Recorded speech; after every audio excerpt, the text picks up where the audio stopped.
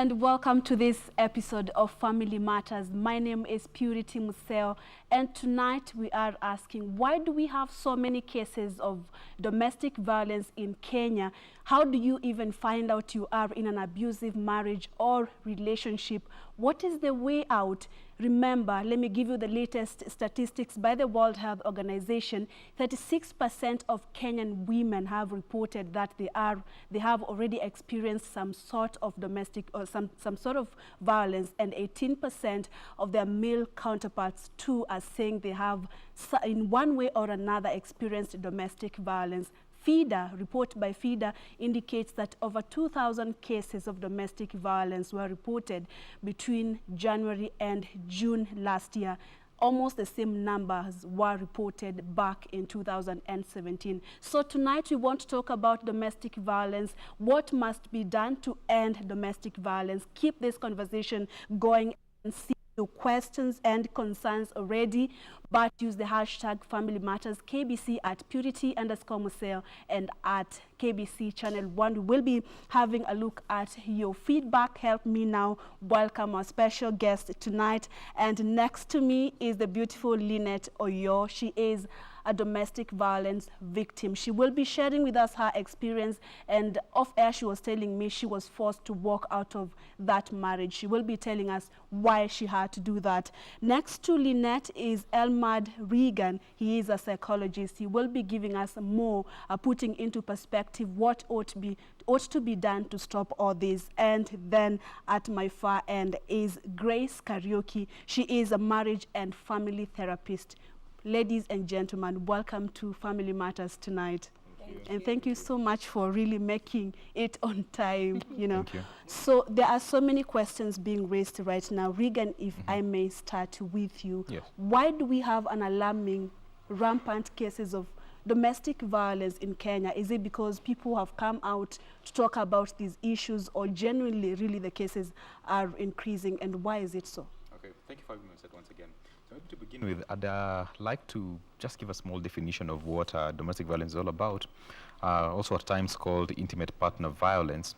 So ideally it is any form of abusive, domineering, or intimidating sort of behavior that is meted against an immediate family relative, a spouse, or basically a person that you're in an intimate relationship with. Often than not, we've been cultured to know that matters to do with domestic violence is purely exclusive to people who are married, but it's not the case. Domestic violence could equally mean, say, a parent abusing their child or their relative. But all the same, as you've asked, why has there been a rampant increase of cases in the recent past? I would point to one, society losing its moral ideals. Because there are different variables which could contribute to cases of domestic violence being on the rise. But then when the society is not neat as a unit, there's a problem. And this is attributed to a child being cultured in an environment that is abusive. When they see this when they're young, even as they grow up, it's very, very easy for them to exhibit the same behavior they saw when they were young, either to their spouses or to their partners or to whoever person that they're close with. Yes. And Grace, just to add on what Rigan is saying, in any media report currently, including today, we had a report on where someone was murdered in a love triangle. We have so many cases where either a lady has been murdered or the other way, the opposite, man murdered by the other partner. What is also your input in this? Why do we have so many cases right now? Thank you for having me on the show today. And definitely this is very alarming, the fatalities that are there, especially in the recent past. I want to say that there is also the issue of mental health. Mental health issues, people are unable to deal with stress. And then now when you couple that with the use of substances, like alcohol and drugs, that contributes to that. Plus, like my colleague has said, there is a breakdown of the moral thread of the society, so that now we don't have the supports that used to be there, and people are very individualistic now. Everybody is looking out for themselves, and so we don't have what we used to have, where people used to feel emotionally safe within the society. And we need to be aware also the economic issues also as well. They play a role into this, where now if I am not economically empowered, I'm not going to walk away from this, and so it escalates over time. And one of the things that is very important for us, especially us who are educators in matters psychological and emotional and mental, we need to educate people about mental health, and we need to stop stigmatizing it. It's not madness. It's really a disease of the brain, and we need to get our people help. When we see the signs, we need to get those people help, so that we can alleviate some of these things that we are thinking about. When somebody sits down and actually plans to leave Nairobi, buy an axe, and go after somebody in Eldoret, that is somebody who is in great distress, and we need to be able to identify the mental health issue that person is going through. All right, we'll be getting deeper into some of the possible causes for the violence we are seeing currently. But Linet, I welcome you once again to the show, and thank you so much for really making time for us and willing.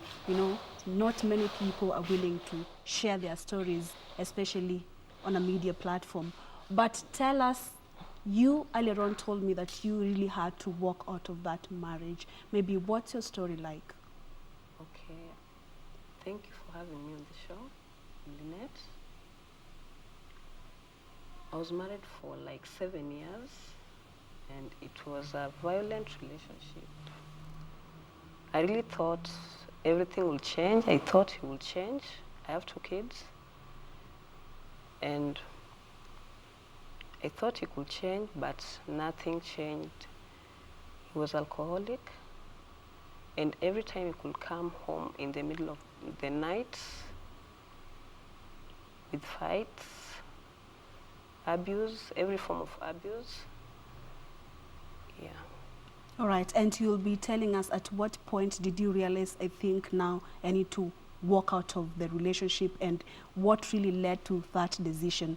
But Rigan, let's talk about forms of domestic violence there are. For Linet, it was more of physical, because she's talking about fights. Yes. But for, do we have any other forms of domestic violence that is really not necessarily physical? Yeah, true. There are different forms of domestic violence, ranging from the first one she mentioned, that is physical, which include, is not limited to sometimes physically assaulting the person, either by shaking them, kicking them, biting them, at times scratching, at times pulling. And there's also the sexual abuse.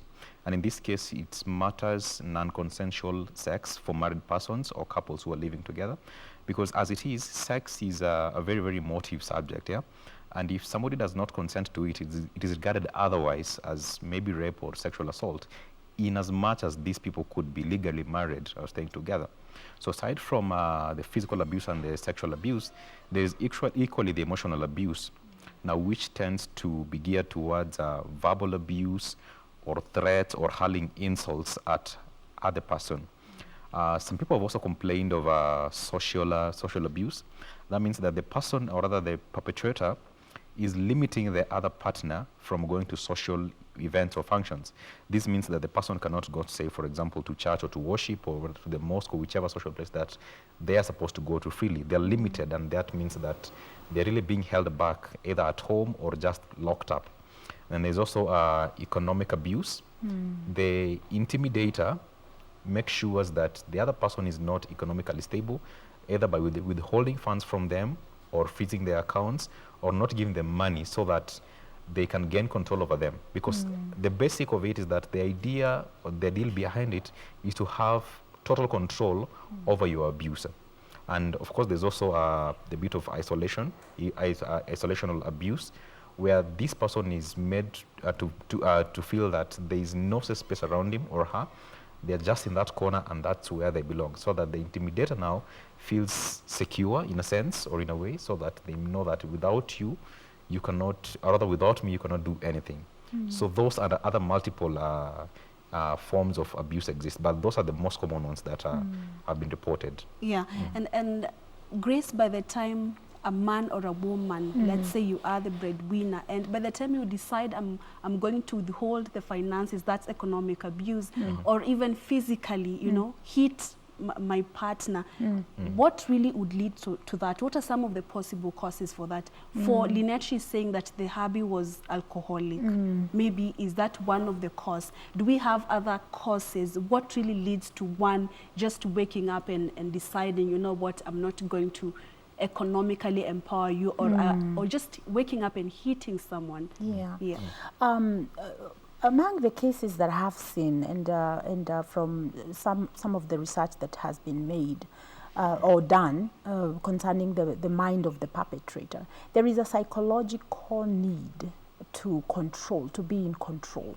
There is a fear that drives this. There is an insecurity that drives this person, and so you find that the spectrum of control can come from just physically feeling, when you're not away, when you're not with me, I just fear that somebody else will see you and they will want you. So there is, and then you go all the way to now saying you cannot leave my house, you cannot work, you cannot go anywhere, even you cannot go to see your parents or anybody unless I am with you. And so there is a mental health issue here that's going on, a psychological need to feel secure by making sure that the person I'm with is suppressed to the point where they cannot make choices to walk away from me. Now, of course, now the root of that is rejection and a fear of abandonment. And I know people don't understand that. They see, we all see the outside. We see the aggression. We see the person being confident and all that. But deep down inside of them, there is a lot of fear of being left, of losing something. And when I have worked with people who are perpetrators of domestic violence in any form, what I find, deep down, when they were growing up, they were abandoned. They lived a life where there was no security, or they lived in a home where there was domestic violence. So that now, even for them, when they come into a marriage or into an intimate relationship, the only way they know how to deal with issues is by having control. We always say, like my colleague has said, we always say that the perpetrator's goal is to have total control and to have power over the victim. And so we do need to understand that there is a mental health issue that is going. For me, it is That's not a moral. I know moral. We have more because some of these people who are perpetrators, they're really good standing people in the society. He will never steal. He will never do all these things. Some of them are church leaders, and they are morally, upright. But when they are triggered, then they have this fear and this thing that overcomes them, that they do things that they usually people are left aghast. And so I want to say that we ought to look at the mental health part of the abuser. Yeah. Linet, you said that you were married for 7 good years, and then the relationship was abusive. When did this begin? And when you say it was abusive, what exactly do you mean? Was it abusive for the 7 years you were in marriage, or when did you begin seeing something different with him? Okay, it was for those 7 years, and I was quiet about it. I came to speak about it like after 6 years, when I realized that I was going through much. Like, I lost my second pregnancy because of depression, and the threats were just too much. Like, he was telling me if I don't leave his house, my relatives will get me in the morgue. And again, he told me, like, I'm not his relative. He was going to slash me, put me in a nylon, and then get me to the railway. That's when I saw, like, I used to go to work maybe with the scars, and I could be asked, why are you fighting, even with my manager? And then I realized it wasn't worth. I was even being beaten in front of my kids. the kids crying and all that. The neighbors were telling me, wewe hauna kwenu, go back to your parents. Then I was like, there's so much. I thought about my kids, about what people will say, and again, I thought about maybe in terms of supporting me, how could I start it? Yeah. All right. So after 6 good years, and she's mentioned that she thought of the kids. Most people will be like, for the sake of the kids, Yes. I will stay. But then for her, luckily, it was not too late. So let's let me just read one tweet from Florence, because Florence is saying, Etuku, I was in an abusive relationship back in college. The guy was so obsessed that he refused to leave me. He would beat me up, and anytime he finds me talking to other men, you know. So Rigan, when do you tell, how do you tell that you are in an abusive relationship or marriage? Okay. Before it gets too late. Okay. Yeah. Yeah, so there are different factors or different signs that could tell you that you are indeed in an abusive relationship. But then before that, there's often a cycle that is often continuous of abuse. Because one, the abuser will, do something deliberately to see your reaction. Then they'll go and feel guilty, but they'll be like, by the way, did I even have to do that? Once the guilt is settled down, they give excuses as to why they did whatever they did. They start justifying. From justification, then things go back to normal. After things are back to normal, they again think up of something to set you up again for another abuse, and then they go back to start again the cycle. So it is continuous. And that's why maybe it takes a lot of time for people to speak out or to mention that they are in a national abuse. Like Linet has rightly mentioned, 6 years is relatively a lot of time, but luckily she managed to pull through. So one of the signs that could tell you that you are in an abusive relationship, is that one, you are overly anxious and unconfident when your partner is around. You're just feeling that something might go wrong. Always on defense mode, always on ready to go mode, because anything can happen. Two, if you are having difficulties in expressing yourself to your partner freely, because assume you're married, you even have kids, but then a simple request as, can I go and see my parents next week, becomes an issue, then that could mean that something is wrong, because a simple request as that should not be denied on basis of, say, for example, I've said no and it's a no. Yeah. And the other reason could be, rather, the other sign is often giving explanations about your whereabouts or what you intend to do. I'm not saying that it's not good to give explanations, but then if you're doing it repeatedly over and over and over again, it's a cause for alarm for yourself. So to know that I think I should be explaining myself more or less when this person, whether needs to know it or not. And equally, when you do lots of things to please your partner. Why? Because you want to please them. You want to appear all this good person. You want to be the macho man in this scenario. So a combination of this are signs to you as a person that, hey, something is wrong and I think I need to address it in this or that way. And Grace, in an African setting, all those signals that Rigan is talking about, let's say from my own understanding and where I've been raised up in an African setting, can only apply to women. So when we talk about men getting abused, a woman waking up and just killing the husband or even the partner, do we also have signs from the female perspective or side? Oh yes, oh yes, especially women, the battered man, usually the woman is very demeaning, threatening, and they cut him down. They really kind of bruise his ego a lot.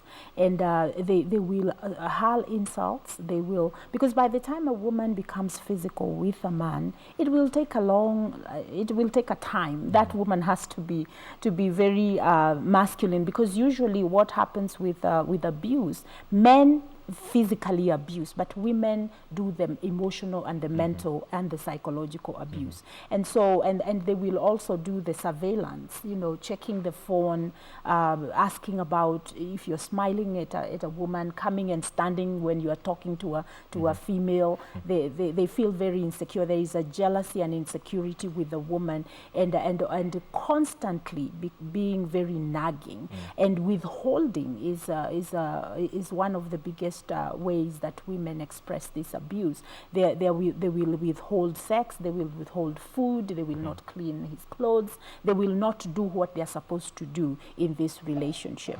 And then there is a lot of verbal fighting and pushing and shoving and even the threats, the threats about what they will do. And so for the woman, she is using a lot of a lot of verbal, emotional, and psychological abuse before it gets into the physical. Now, you can imagine what then happens is that the man begins to avoid coming home, or they go into drinking, or they find another way to protect themselves or to cope with the situation, and then it makes matters even worse. They will appear wherever you are and embarrass you in front of your friends and all that. Yeah. So they and by the time, and usually men don't look like they are being abused because they don't look like they are being battered because they don't talk. And a man, men will ask each other, how? And I have seen even in social media, if a man says that my wife did this to me, and people go like, how now? Kwani we ni mwanaume wa namna gani? Yeah, man up, wacha umama. So should men also walk out of the marriages? That is a question that yes. you will be telling us, Rigan, especially what do you do now if you find out you are in an abusive relationship? But Linet, someone is asking you, first, pole for that, and how did you manage to walk out of the relationship? Did you ever share with friends? First, maybe you could let us know, after 6 years of being in the same, and that did you just wake up one morning, pack your things and go, or how did you go about it? Okay. It reached a point where I was depressed. I could not eat. I could not talk. I couldn't work. Even my supervisor realized that. And I could not even call him to ask him where he was, even in the middle of the night. I could be okay when he was not coming at home. But what kept me staying, at some point, he could apologize and tell me sorry, and it's like nothing happened. The next day, it was like nothing happened. So at times, he could say he didn't beat me, while in real sense, he did. I had all the scars. So I had to share with my friends, and I was taken to the psychologist. That's where I got help. And I told you I couldn't sleep, I couldn't talk, I couldn't eat. I even lost 15 kgs, so much. And my mom was like, she was supportive. She told me to get out, but she told me to decide on what I wanted, but in real sense, she was like, you can't, just move out. I'll support you where I can. Yeah. So you talked about it after 6 years. Now you were helped. You got help from a psychologist and then also support from your mom. And friends. And yes. friends also. Yeah. All right. Thank you for that. So Rigan, what do you do when you are in an abusive relationship? What Linet did by walking out of the marriage? Because here in Kenya, in Africa, divorce is not really encouraged. Walking out of marriage is really condemned. And so, like, people are saying, for the sake of my kids and also what people will say, then I will just stick around. So when I am in an abusive relationship or marriage, what is the first thing that I ought to do, or what should I do at that point? Okay. Yeah, so ideally the first thing that should happen when you notice that you're in an abusive relationship is to open up to, first of all, say a confidant or a close friend about it. And this confidant should be somebody that, of course, means well for you before, say, sharing it with a relative. Because as it is, unfortunately, some relatives you can share the situation with, and instead of helping you, they go ahead bad mouthing you, or talking ill about you. So share with a close friend or confidant about the issue. If you cannot get a close friend or confidant, then seek a therapist or a counselor or a psychologist to help you through the issue. Now, when do I walk out when it's getting out of hand? For me, I'd say when the physical abuse kicks in, the sexual abuse kicks in, all those forms that I mentioned start kicking in, and they are repeated time and time and again, as I mentioned in the cycle, it's time to take a break. If you are married, for example, and you're saying that, well, let me just stick around for the sake of the children, well, you could, but the question could be, for how long will you keep up with this? Because one, that means that your health will be in jeopardy. Your psychological health will be at stake. Your physical health will be at stake. Your social well-being will be at stake, yeah? And if it gets now to a point where it's now life-threatening, say, for example, the partner says that I will do this to you or I can do this to you, then for the sake of your life, don't think twice. Take a break or just completely walk out as Linet did, because your life is worth more than enduring the threats and the insults and all the forms of abuse. And even for men, as you earlier alluded to, it does not mean that if I walk out of an abusive relationship that I'm weak as a man. No, it's not. I'm doing it for the sake of my well-being, so that I lead a healthy life, a normal life like any other person. But the more I want to stick there that, I am a man, I have to be the African boy and, toughen up. At the end of the day, it's not me, my friends were suffering, who advising me to stay, but me suffering. Yeah. And to emphasize on what Rigan is saying, Grace, in a relationship, in a marriage, you can just highlight what's normal, what's not normal. Yeah. Now, what is not normal is when you have a disagreement and your partner punishes you by calling you names, by withholding what is supposed to be yours. Conversation, silent treatment is a form of abuse, where I completely refuse to talk to you for a number of days, even weeks, to punish you. So if your partner is punishing you for an argument, then you need to know that's not normal. Number two, when we talk about sexual violence within a marriage, we are talking about when your partner insists for you to do something for him or for her that is not comfortable for you, and they are not willing to listen to you. When there is no goodwill within the marriage, it's all about what I need, regardless of how that makes you feel, then that is not normal. I remember working with a young lady, and she didn't know that sodomy in a marriage is not acceptable. She really had no idea, and she was a learned lady, and she said, no, because my husband has always told me that's what people do in marriage. And I asked her, is this something that you mutually agree? And she said, no, it's very painful for me, but he doesn't seem to understand that. And so that is sexual violence within a marriage. It is very important for us to also understand that marriage, we get married for three things generally. Companionship, that is emotional connection. I feel safe with you, you take care of me emotionally.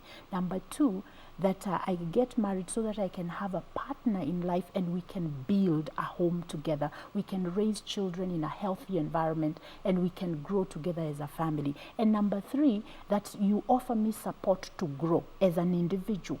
That I am offering support to you and you are offering support to me, so that together we grow. I become a better person, you become a better person, and together we build this empire that is called our home. And our children are happy and we are happy with each other. There is fulfillment.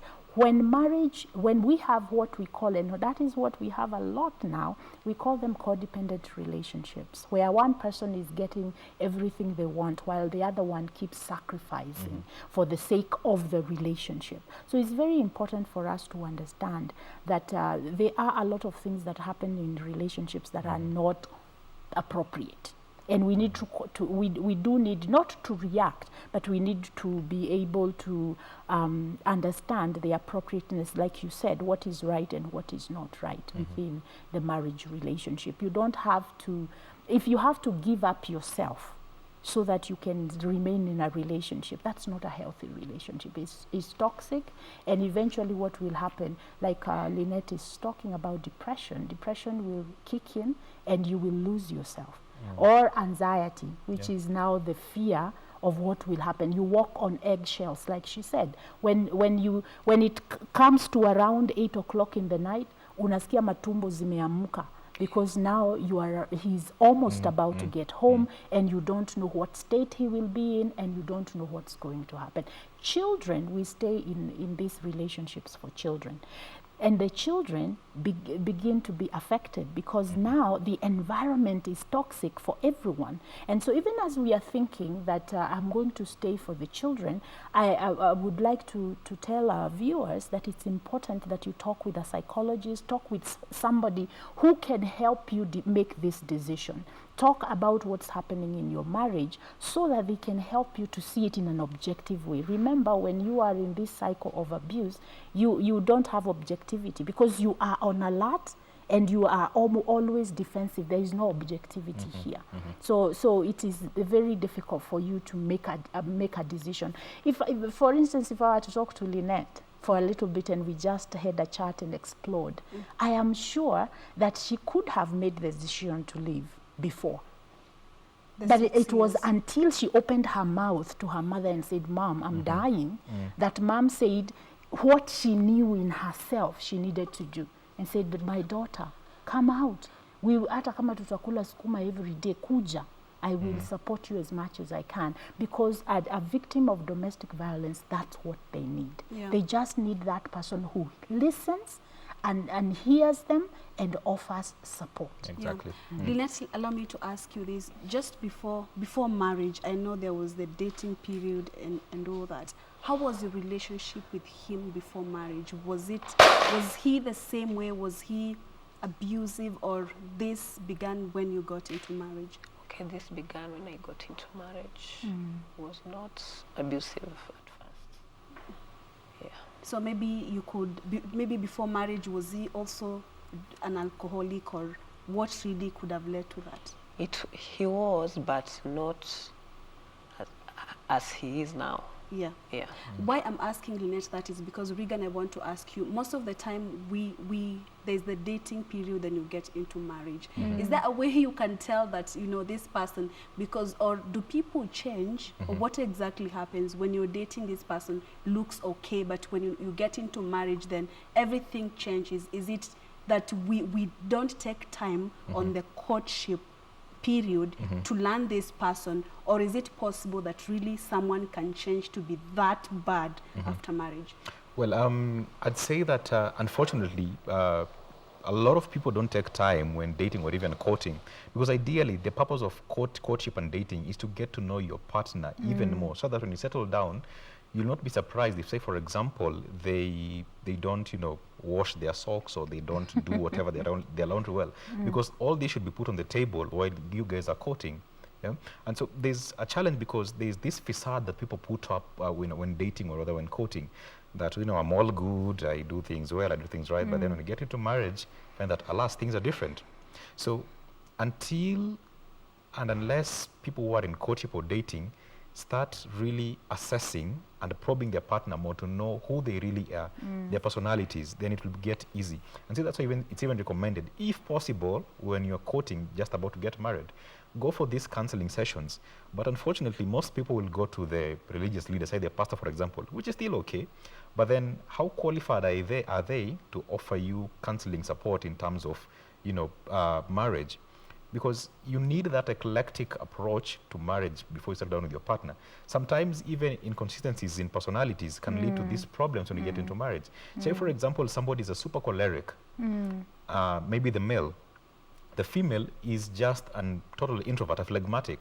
Now, couple these two together, there is a total disconnect in that relationship or in that marriage. So it's important to take time and get to know your partner well before settling down with them, such that even if they change in the marriage, it'll be easy for you to pinpoint and say that, I think it's because of this and that reason that this is happening, and this is the possible solution or the possible way out to solve the issue. And Grace, there's usually, let's talk about ending domestic violence, if it's really possible to end it.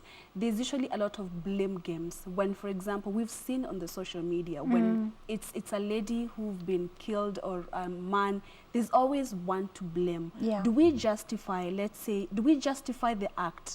You know, do we justify the violence, or what do we? If it's a family setup and I am the lady, the woman, I'm very violent, I'm very abusive, Yeah. do I justify, am I allowed to justify why I am doing 1, 2, 3 because my partner is not doing it right? Yeah. Even the society is out there to justify, you know, someone is murdered and there are always reasons, you know, I think this guy did 1, 2, 3 and 4 because this lady, you know, Yes. he had invested a lot in this lady and then she just disappointed him. Do we justify that, or how do we end the violence? No, violence is violence, and there is absolutely no justification for somebody to pick up their hand and hit another person, another grown person. I remember being young and being so afraid. I'm still trying to figure out whether I actually saw or experienced somebody, a domestic violence issue where the man was beating the woman, because for some reason, I really could never be able to understand why a grown human being would hit another grown human being, and it used to really give me a lot of anxiety thinking about that. So there is no justification for it. Now, this is the thing. People are getting into relationships with certain expectations that are not being said. For instance, if we just talk about the issue of where people are saying, oh, she was given a lot of money and he was... But this guy, if you are giving this woman a lot of money, what is your expectation? So it's not being said, because obviously, I remember my mother used to, and maybe we should say this, my mother used to tell us all the time, we are 4 girls in my family, that the moment you accept gifts, especially expensive gifts from a man, know there is a catch. Don't always think that it is being given for you for free. My mother always used to tell us, and I think we do need to say that, not to point fingers at the girls, but to be able to understand that we need to question ourselves. When I am getting this stuff that I'm being given, what is the expectation of the person who's giving it to me? So we should ask. I don't know how you're going to ask, but I think there should be a conversation about that. On the other hand, me who is giving out these gifts, I need to ask myself, have I communicated why I'm giving, what is my expectation? If it's a gift and it's free from my heart, I don't expect anything back, that's a good thing.